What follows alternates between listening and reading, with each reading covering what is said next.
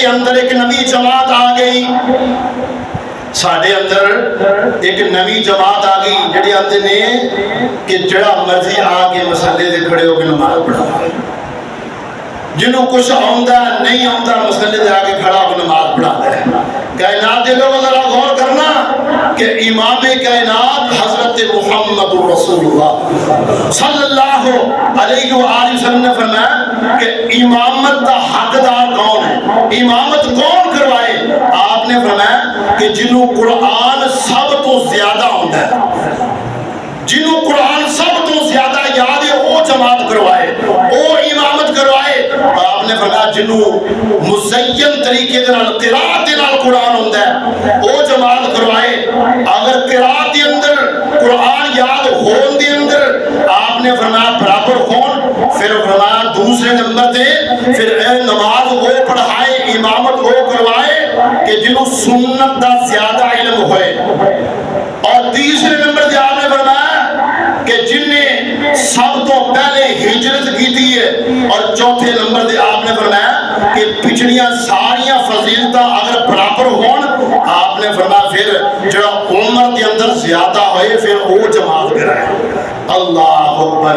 مسجد اقصی دے اندر معراج دی رات میرے آقا نے انبیاء کی جماعت کروائی، کائنات دا بن کے امام آیا۔ کائنات دے لوگوں امام نو چنیا جاندہ ہے، امام نو چنیا جاندہ ہے۔ امام کائنات حضرت محمد رسول اللہ صلی اللہ علیہ وآلہ وسلم نے فرمایا اپنی حیات طیبہ دے آخری لمحات کے اندر آپ نے فرمایا مرو ابا بکر فلیصلی بالناس۔ سبحان اللہ۔ اللہ جتھے تیرا محبوب لیٹے ہیں اور تیرے پیارے پیغمبر دے محبوب دے پروانے لیٹے نے، اللہ انہاں تے کروڑا رحمتاں دی برخا نازل فرما۔